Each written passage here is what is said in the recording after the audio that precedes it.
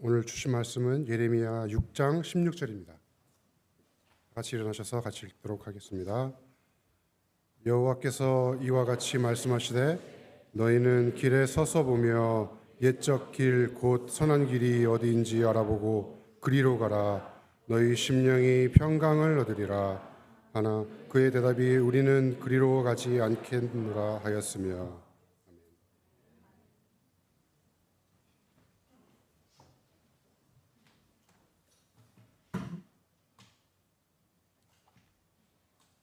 할렐루야. 오랜만에 여러분과 이렇게 말씀을 나누게 되었습니다.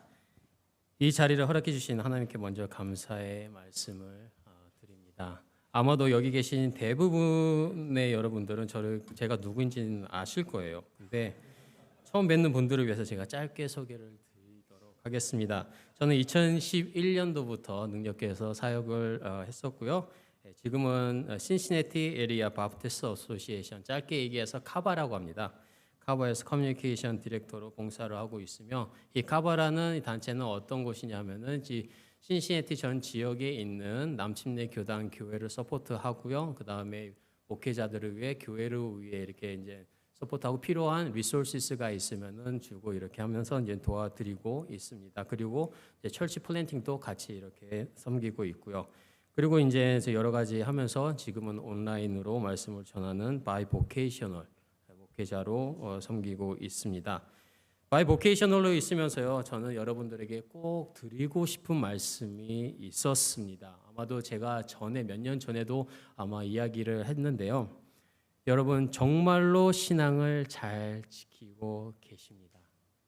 감사드립니다. 신앙을 지켜주셔서 감사를 드립니다. 그 이유가 풀타임 또는 그 이상으로 일을 하시면서 교회에 봉사를 하고요. 그다음에 헌신하는 것은 결코 쉬운 일이 아닙니다. 이중직을 하면서 참 많은 것을 느꼈어요.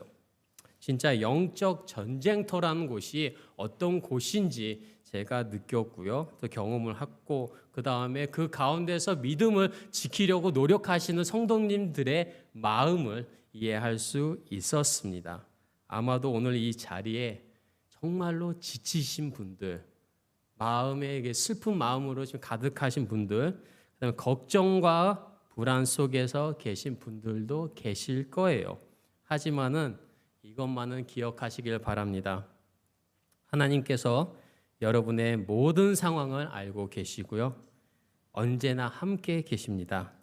그리고 여러분에게 힘을 주시고 또 위로하시며 격려하십니다. 믿음 가운데 포기하지 마세요. 그래서 오늘 이 말씀을 더욱더 여러분들과 함께 나누고 싶었습니다. 짧게 기도하겠습니다.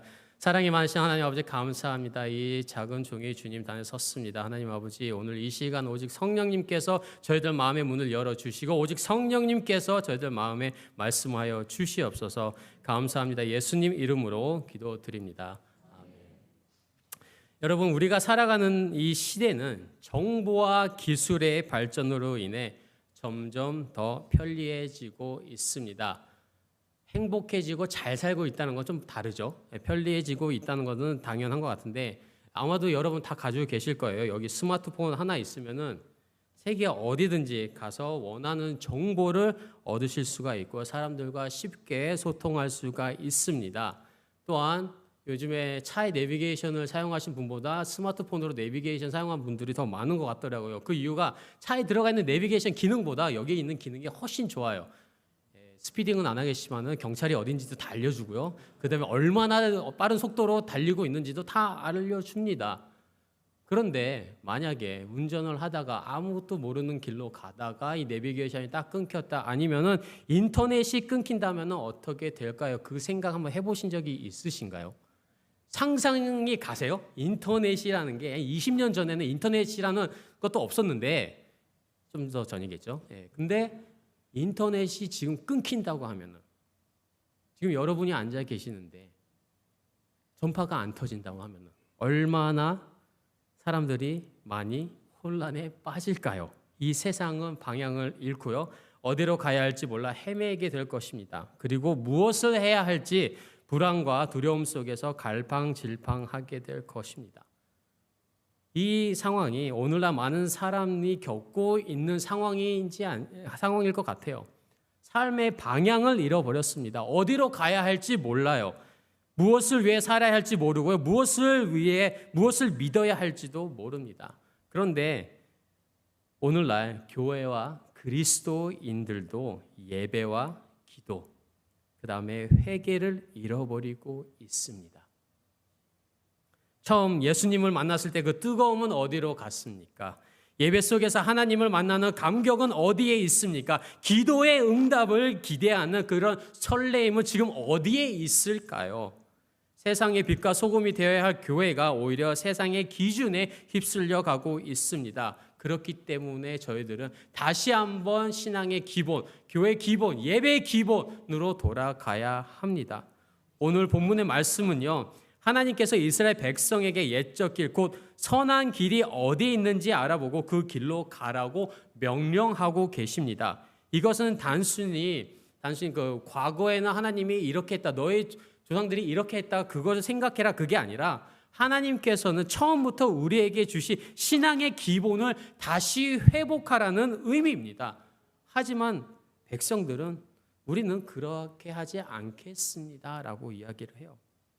이 장면은 하나님이 주신 선한 길과 인간의 불순종을 명확히 대비시키고요, 하나님을 떠난 삶이 얼마나 위험한지를 나타내고 있습니다. 당시 이스라엘 백성은 우상 숭배와 도덕적 타락 속에서 하나님의 길을 저버렸어요. 그 결과는 어땠을까요?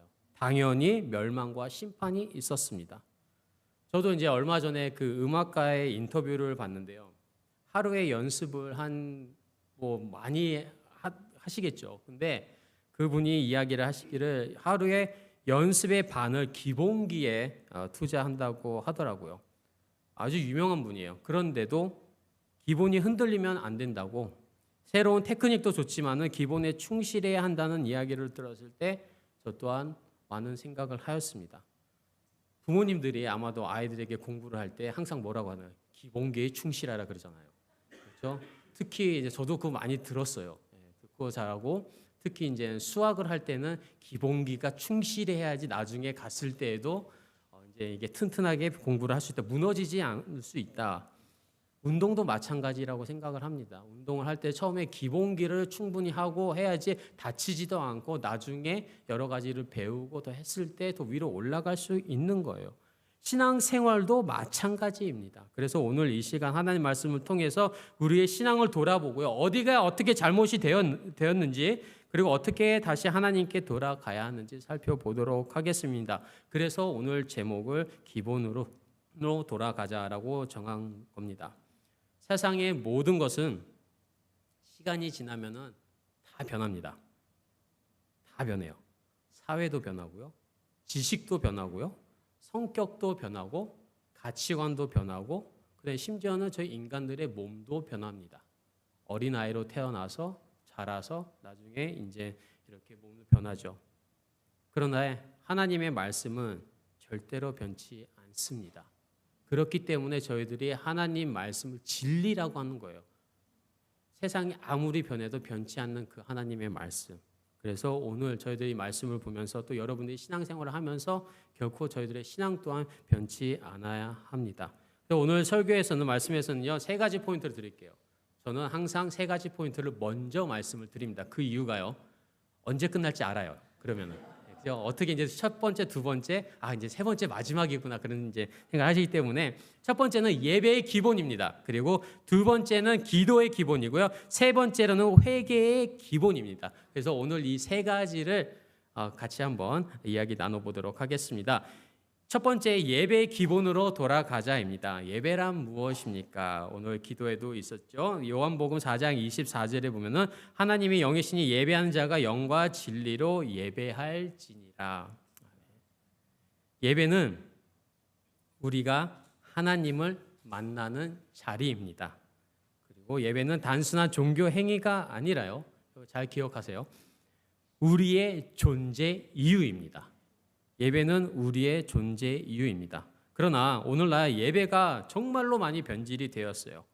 많은 그리스도인들이 예배는 단순한 의무나 습관이 되어버렸습니다. 예배를 드리는 것이 아니라 예배를 보고 있는 거예요. 여기서 본다는 의미는 온라인으로 예배를 유튜브 예배를 본다 그게 아니라 몸은 교회에 있지만은 그 예배가 나의 예배가 되지 않고 있다는 겁니다. 예배 속에서 우리의 모습은 어떨까요? 찬양을 부를 때 입술은 움직이지만 마음은 움직이지 않을 때도 있습니다. 설교를 들을 때 하나님이 주시는 말씀으로 듣는 것이 아니라 오늘 목사님 설교 좋네. 오늘 설교 좀 기네. 오늘 설교 되게 짧아서 좋다. 아직도 첫 번째 포인트야. 그런 생각으로 저희들이 예배에 임할 때가 있다는 거예요. 이런 태도를 저는 예배를 보는 것으로 저는 이야기를 하고 싶습니다. 진정으로 드리는 것이 아니에요. 그러나 초대교회 성도들은 어땠을까요? 예배는 그들에게 생명이었고 하나님과 만나는 거룩한 시간이었습니다. 그래 우리도 그것을 다시 생각을 하고요. 예배의 기본으로 돌아가야 합니다. 예배를 보는 것이 아니라 하나님께 우리의 온 마음과 정성을 다해 드리는 시간이 되어야 합니다. 영과 진리로 예배할지니라. 이 짧은 말씀이지만은 이곳에 예배의 본질과 핵심이 담겨져 있습니다. 영으로 예배한다는 것은 성령의 인도하심 가운데 예배하는 거예요. 우리의 예배가 형식적인 행위가 아니라 성령의 감동 속에서 들어져야 합니다. 오늘 이 시간 여러분 성령님의 감동 속에 계십니까? 마태복음 22장 37절에 보면 예수께서 이르시되 내 마음을 다하고 목숨을 다하고 뜻을 다하여 주 너의 하나님을 사랑하라 하셨으니 마음과 영혼을 다해 하나님께 집중해야 합니다. 그러나 저희들 집중하려고 할 때 신앙생활을 열심히 하려고 할 때 항상 방해하는 요소들이 있어요. 사탄 마귀가 저희들을 되게 방해를 하려고 하죠. 근데 잘 여기서 곰곰이 생각해 보셨으면 좋은 게 사탄 마귀들은 저희들한테 엄청난 큰 시련을 가지고 이렇게 딱 와서 야, 너 신앙생활 하지 마. 그렇게 하기도 합니다. 사람에 따라서. 그러나 대부분 저는 그것보다는 조금 다른 방법으로 어프로치를 하는 것 같아요. 그 이유가 신앙인들에게 큰 시련을 딱 오면은 제일 먼저 하는 게 뭘까요? 기도죠. 하나님한테 돌아와요. 그러니까 사탄이 저희를 도와주는 거예요. 근데 그거 싫거든요, 사탄은. 그래서 악한 영들은 저희들에게 아주 사소한 것들로 다가옵니다. 친숙한 것들로 우리의 시선을 돌리려고 해요. 한 번에 90도, 180도로 돌리려고 하는 게 아니라 0.1도라도 이 아주 작은 각도라도 나중에 가면 그게 엄청난 큰 영향을 끼치기 때문에 그렇게 돌리려고 한다는 겁니다. 예배 시간에 잡생각, 피곤함, 주변 환경, 핸드폰, 걱정거리 등등을 이용해서 하나님과의 교제를 끊어 놓으려고 합니다. 예배를 드리려고 하는데 우리 마음속에 걱정을 불어넣고요. 잡생각을 떠올리게 하고 졸리게 하고 지루하게 만듭니다. 예배라는 것은요. 치열한 거예요. 예배는 전쟁입니다. 그런데 이 전쟁이지만은 이미 승리한 전쟁이에요. 근데 저희들은 그것을 잊어버리고 있다는 거죠. 세상의 유혹과 사탄의 방해 속에서 하나님은 저희들에게 이미 승리를 허락하셨고요. 보여주셨고요. 그 다음에 그런 승리의 하나님이 저희들과 함께 하십니다. 그러니까 저희들이 하는 것은 뭐냐? 온전히 나가는 거예요. 예배는 형식이 아닙니다. 예배는 감정이 아닙니다. 예배는 우리의 삶과 존재의 중심입니다. 저희도 예배에 매달려야 된다고 이야기를 하기도 하는데 잘 생각해 보세요. 예배에 이렇게 이제 손으로 하나님께 이렇게 매달려 하는데 저희들이 매달리면요. 이게 놓쳐버립니다. 왜냐? 힘들 때도 있고 미끄러지고 그 다음에 어떤 상황 속에서 잊어버리고 하니까 이게 점점 내려와서 놓쳐버려요. 근데 예배라는 것은 하나님께서 저희들을 잡고 계시는 겁니다.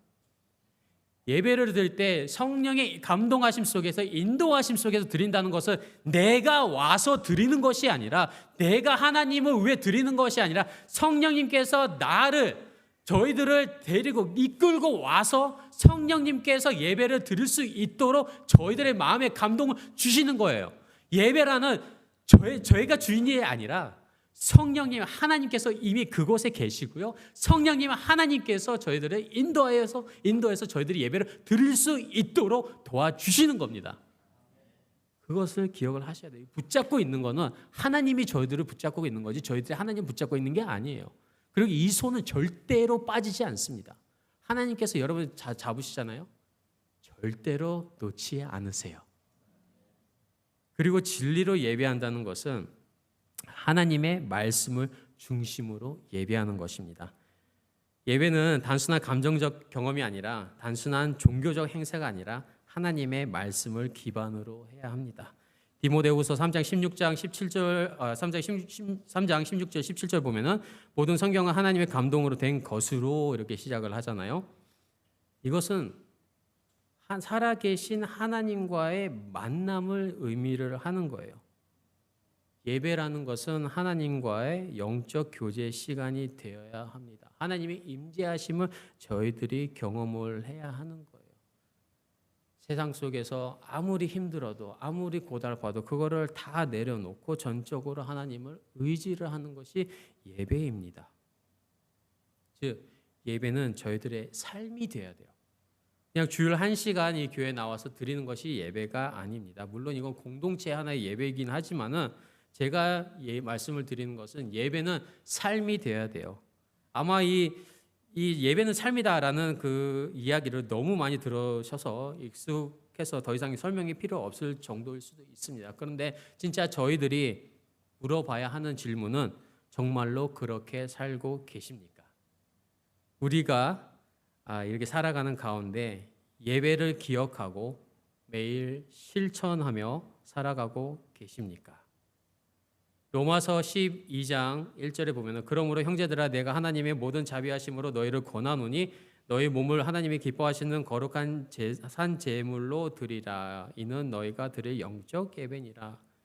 영적 예배라는 말은 저희들 몸과 마음을 다해서 하나님께 드리는 삶의 전체를 이야기를 하는 거고요. 산 제물이라는 것은 매일 하나님께 드려지는 살아있는 예배를 뜻하는 겁니다. 예배는 한 의식이 아니라 나의 존재, 나의 삶을 다 드리는 것이 예배입니다. 저는 요즘 1분 1초가 너무 아깝다는 생각을 자주 합니다. 그래서 몇 분한테 이렇게 교제를 나눠서 이야기를 드린 적도 있는데요. 저는 쉬는 것은 천국에서 잠은 천국에서 그런 생각으로 이렇게 지내다가 이 체력이 이제 옛날 같지가 않더라고요. 그래서 분명히 쉬는 시간이 필요하다는 것을 깨달았습니다. 그런데도 쉬는 것이 아깝고 심지어는 잠을 자는 것도 아까울 때가 있어요. 잠을 잘 때면서도 생각하면서 잠을 잘 때가 있습니다. 그래서 하루 24시간이 너무 짧다라고 생각하기도 합니다. 그래서 제 아내가 종종 저를 반강제적으로 쉬게 해요. 안 그러면은 이제 몸이 완전 브레이크다운이 되니까. 그리고 얼마 전에 이제 다른 주에 계신 전도사님이랑 이렇게 이제 전화 통화를 하면서 저한테 완전 워크홀릭이라고 하더라고요. 근데 저는 그럴 수도 있어요. 그럴 수 있는데, 근데 그 이유가 분명히 있습니다. 제가 가장 도전을 받는 순간은 바로 이 질문을 할 때입니다. 나는 하나님의 나라를 위해 어떤 시간을 보내고 있는가? 나의 1분 1초가 하나님의 나라를 위해 사용되고 있는가? 여러분 지금 눈을 한번 감아 보세요. 감아 보시고요. 제가 다시 한번 이 질문을 드리겠습니다. 나는 하나님의 나라를 위해 어떤 시간을 보내고 있는가? 어떻게 대답을 하시겠습니까? 나의 1분 1초가 하나님의 나라를 위해 사용되고 있는가? 어떻게 답을 하시겠습니까? 이제 눈을 뜨셔도 됩니다. 이 질문을 깊이 고민을 하다 보면요, 어떻게 하면 시간을 낭비하지 않을 수 있을까로 이어지게 됩니다. 그리고 이 고민은 바로 예배의 삶의 중요성을 다시 한번 깨닫게 하는 거죠. 예배의 삶이란 우리의 모든 순간을 하나님께 드리는 삶을 의미하는 겁니다. 삶의 모든 순간이 예배가 된다면 우리는 단 1초도 낭비하지 않는 인생을 살 수 있게 되는 거예요. 여러분이 일을 하실 때라든지 아니면 교제를 나누실 때 아니면 다른 일을 하실 때 운전하실 때 뭐 하실 때 그 모든 순간이 하나님 앞에 이렇게 이제 포인트가 맞춰져 있다면은 여러분의 그 시간을 낭비할 수가 없는 겁니다. 아까 좀 전에 말씀드렸죠. 예배 보는 자, 그래서 저희는 예배 드리는 자로 가야 한다고 말씀을 드렸습니다. 근데 여기서 한 발짝 더 나아가서 예배로 살아가는 자가 되어야 합니다. 두 번째로는요, 기도의 기본으로 돌아가자 합니다.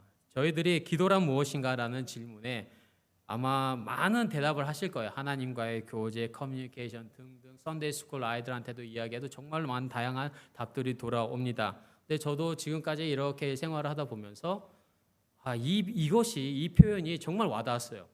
그리고 이게 정말로 기도를 잘 표현한 표현이구나라고 해서 여러분들과 나누고 싶습니다. 기도는요, 우리의 영적 호흡입니다. 데살로니가전서 5장 17절에 아주 짧은 단 한 말씀, 쉬지 말고 기도하라. 사람이 숨을 쉬지 않으면 생명을 유지할 수 없듯이 기도하지 않으면 우리의 영혼은 점점 메말라가고 죽을 수밖에 없습니다. 우리가 호흡을 멈추면요, 신체가 기능을 하나 둘씩 잊어버리고 이렇게 죽어가는 것 같이 기도를 멈추면 우리의 영혼이 하나님과의 관계에서 점점 멀어지게 됩니다. 요한복음 15장 5절에 보면 나는 포도나무에 너희는 가지라 그가 내 안에 내가 그 안에 거하면 사람이 열매를 많이 맺나니 나를 떠나서는 너희가 아무것도 할 수 없음이라. 기도를 통해서 저희들은 포도나무이신 하나님과 연결이 돼야 되고요. 저희들은 이미 연결된 가지입니다. 기도가 멈추면은 하나님을 떠나 생명력을 잃어갈 수밖에 없어요. 성경 속에서도 기도를 멈췄을 때 하나님과의 관계가 흔들린 사람들이 많이 있습니다. 사울 왕은 하나님께 기도하기보다 자신의 뜻을 따라 결정을 해서 결국에는 실패를 하였어요. 반면 다윗은 정말로 큰 죄를 지어서 하나님께 나와서 기도하면서 그의 뜻을 하나님의 뜻을 구했습니다. 오늘날 많은 성도들과 많은 그리스도인들과 교회들이 기도를 잊어버렸어요. 우리는 기도하지 않는 수많은 이유를 갖다 댑니다. 예를 들어 기도할 시간이 없어요. 기도 시간이 너무 늦었어요. 바빠서 기도할 틈이 없습니다. 일이 많아서 피곤해서 기도할 힘이 없어요. 심지어는 교회에서도 성경 공부라 기도 모임이 점점 줄어가고 있습니다. 그 이유가 성도들이 피곤해서 성도들 교회 나오지 못하고 있습니다. 참석을 안 해요. 이게 말이 됩니까? 교회에서 기도가 넘쳐나야 되는데, 예배가 넘쳐나야 되는데, 말씀이 선포가 돼야 되는데 요즘 교회들은 그렇지 않은 교회들이 너무 많이 있다는 겁니다. 시간이 없어서요? 피곤해서요? 그거는 문제가 아니에요. 왜 우리가 기도를 잊어버렸냐? 기도가 없어졌느냐? 그거는 기도의 중요성을 잊어버렸기 때문입니다. 기도 시간이 없어서가 아니라 기도를 우선순위에서 저희들이 밀어냈기 때문이에요. 하루의 일과를 돌아봤을 때 저희들의 24시간 정말로 다양하게 활용하고 있죠. 여러분, 저는 지금 아이폰을 사용하고 있습니다. 다른 삼성을 사용하시던 상관이 없는데요. 아이폰의 하나의 기능 중에 스크린 타임이라는 게 있어요. 지금 이게 웃고 계신 분들은 아마 이게 어떤 기능인지 알고 계실 거예요. 스크린 타임은 저희들이 얼마나 핸드폰을 사용했는지를 알려줍니다. 그리고 그 밑으로 내려가면은 어떤 앱에서 제일 많이 사용했는지를 알려줘요. 확인해 보신 적이 있으십니까? 네. 확인을 꼭 한번 해보세요. 그러면은 살짝 놀라실 겁니다. 우리가 생각지도 못한 그 부분에서 사용을 많이 하고 있어요. SNS를 하고, 그 다음에 다른 동영상을 보고, 드라마를 보고, 그 다음에 쇼츠 같은 거 보면은 계속 올리다 보면은 1시간, 2시간 정말 쉽게 가죠. 그런 데는 시간을 투자할 수 있는데 왜 기도는 안 되냐 이거예요. 그리스도인들이. 사탄이 제일 먼저 빼앗는 것은 바로 기도입니다. 왜냐? 기도가 없으면 저희들과 하나님과의 관계가 점점 멀어지는 것은 보이거든요. 멀어지게 하려고 하는 것이 아니라 기도만 끊어놔도 그 관계는 점점 멀어지게 되어 있습니다. 그런데 기도하지 마 하고 이렇게 오는 게 아니라 좀 전에도 말씀을 드렸듯이 다른 것으로 저희들 시간을 채우려고 해요. 스케줄이 바쁘고 하는 일이 바쁘고 스마트폰 이렇게 보다가 보면 벌써 12시네 자야지.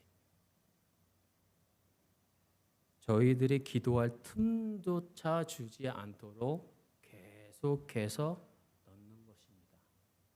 그렇게 다가온다는 거예요. 그러기에 저희들은 오늘 이 시간 다시 한번 생각을 하고요.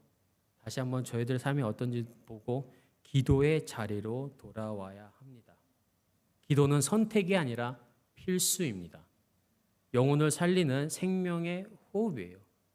그렇기 때문에 생명의 호흡 멈추면 안 됩니다.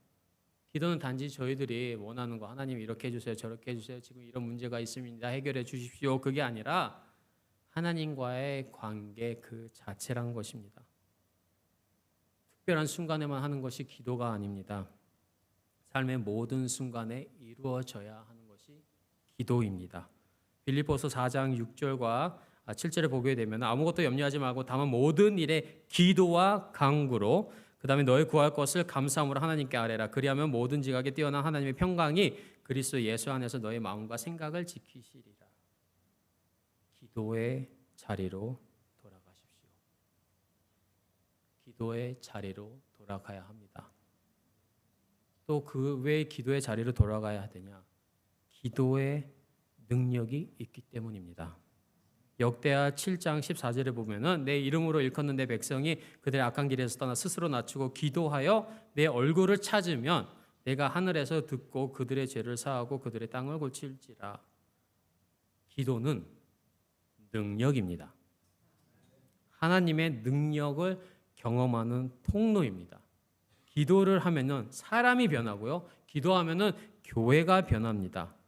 하나님과 만남 속에서 우리의 마음과 생각이 변화가 되면서 더욱더 하나님 말씀에 순종하는 사람으로 변화됩니다. 기도는 저희들을 강하게 만들어요. 그리고 기도는 교회를 강하게 만듭니다. 그렇기 때문에 많은 교회들이 핍박 속에서도 견딜 수 있었던 것은 기도가 있었기 때문에 견딜 수 있었던 것입니다. 왜냐? 성령님의 강력한 역사가 그들과 함께 했기 때문에요. 저는 능력교회가 기도의 교회임을 믿습니다. 기도 가운데 개척이 되었고요. 기도 가운데 성전을 허락하셨고요. 기도 가운데 하나님께서 부흥을 허락하셨고요. 그렇기 때문에 지금부터 이 능력교회가 능력을 더 경험하기 위해서는 눈물의 기도가 있어야 된다고 저는 믿습니다. 기도가 없으면 하나님의 역사하심을 경험하지 못해요. 하나님은 아주 작은 것까지, 작은 기도까지 귀 기울이시고 들으십니다. 그 능력 속에는 치유와 회복의 능력까지 함께 합니다.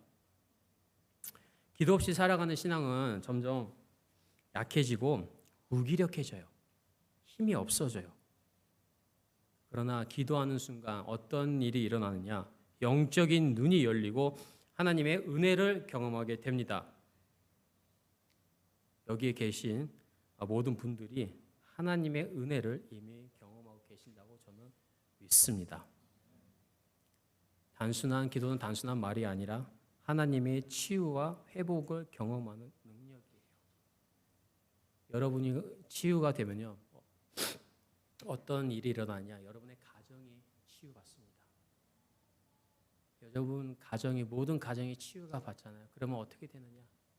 여러분이 속해 있는 교회가 변하고요. 교회의 치유가 있어요. 치유를 경험하게 됩니다. 그리고 교회가 변하면요. 어떤 일이 일어나는지 아십니까? 지역사회가 변합니다. 지역사회가 변하면 어떻게 되는지 아세요? 이 주가 변하고요. 나라가 변하고요. 이 세계가 변합니다. 저는 20년 동안 저는 이 말씀을 저는 계속해서 드리고 있어요. 한 사람, 우리 자신이 하나님 앞에 돌아왔을 때 개개인이 가족이 4명 있으면 4명이 다 하나님 앞에서 생각하고 예배로 돌아와서 기도로 돌아왔을 때 그 가정이 변화되는 건 당연한 일입니다. 왜냐하면 그 안에 능력이 있기 때문에, 그 안에 치유가 있고 그 안에 회복이 있기 때문에. 그런 사람들이 모여 있는 공동체가 교회잖아요. 그러면은 4명이 40명, 400명, 4,000명 되고 땅 끝까지 이것이 복음이 전파되고 예배와 기도의 사람들이 많이 생기면 생길수록 저는 이 세상이 변화가 된다고 생각을 합니다. 그렇기 때문에 저희들은 더욱더 강력한 기도의 사람이 되어야 합니다. 첫 번째에서 저희가 예배의 삶이라고 얘기했잖아요. 두 번째에서는 기도의 삶이에요. 그러기 위해서는 이거 두 개를 따로 가는 게 아닙니다.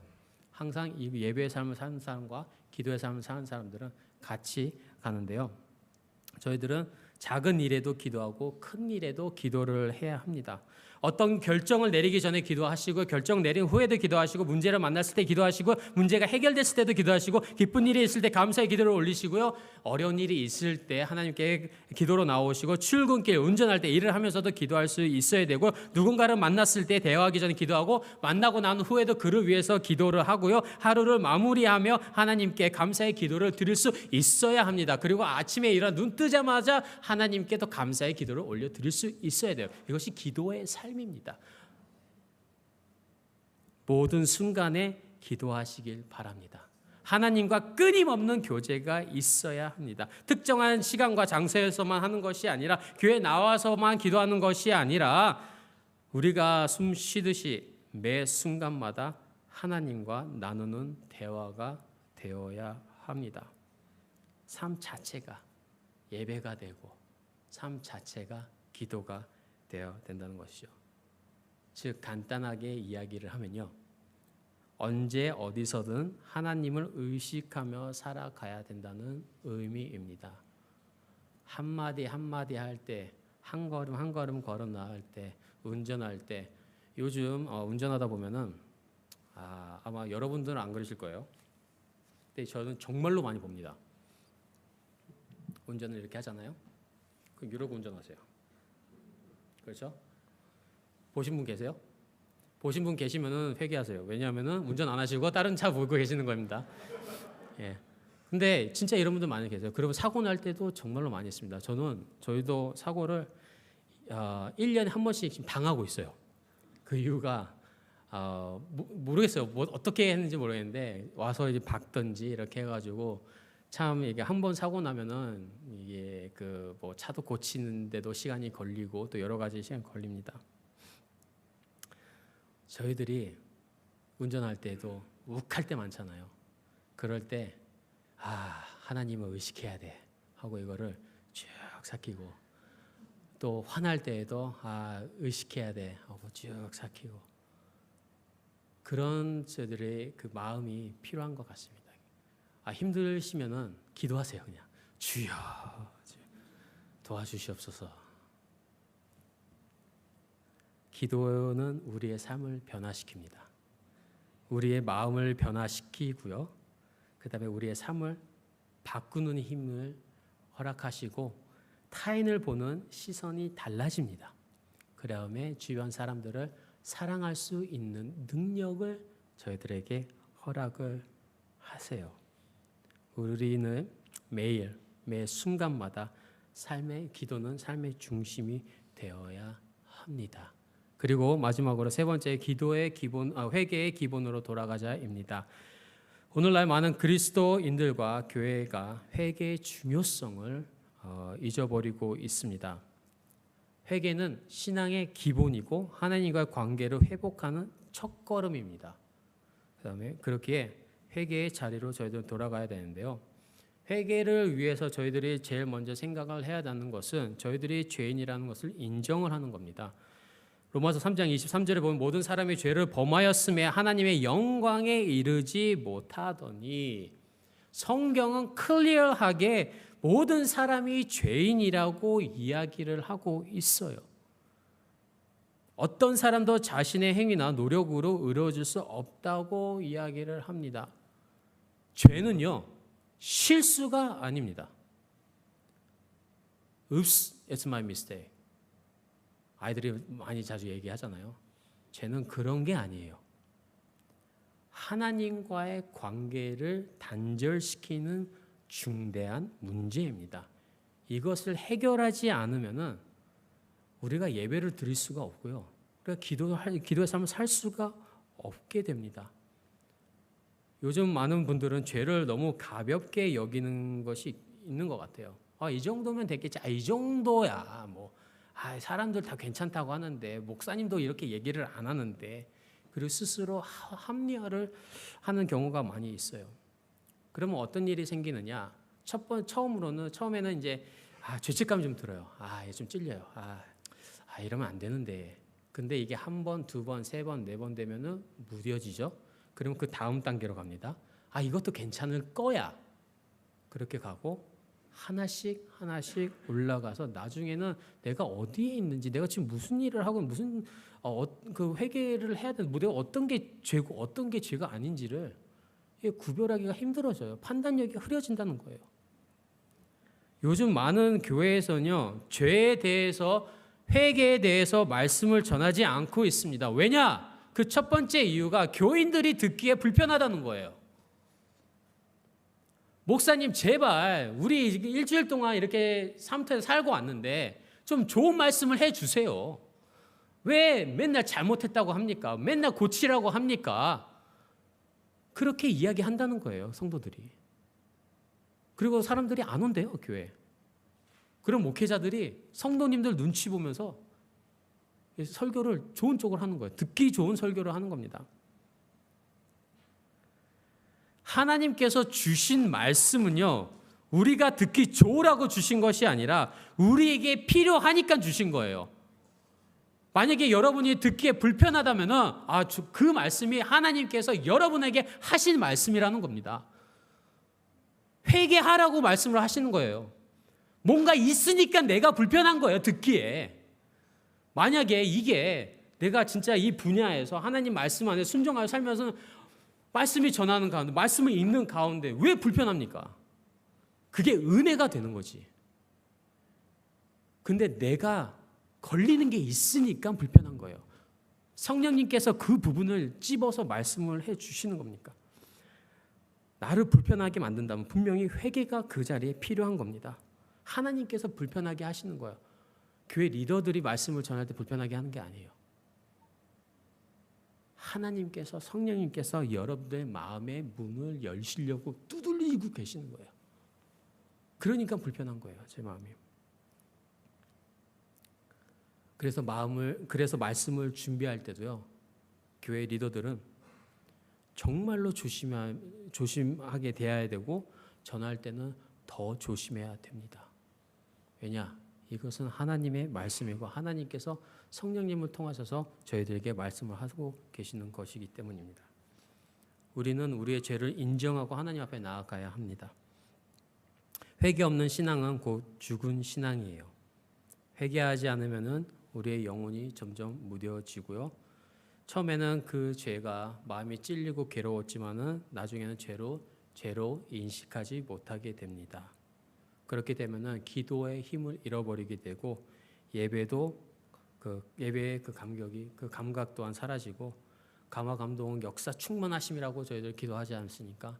그것을 저희들이 경험하지 못하는 거예요. 하나님이 저희들을 잡고 계셔도 저희들이 이걸 너무 놓아버리는 거예요. 근데 하나님 저희들 포기하지 않으세요. 돌아올 때까지, 같이 잡을 때까지 저희들을 항상 함께 하십니다. 하나님과의 거리가 멀어질수록 신앙은 형식적으로밖에 될 수가 없어요.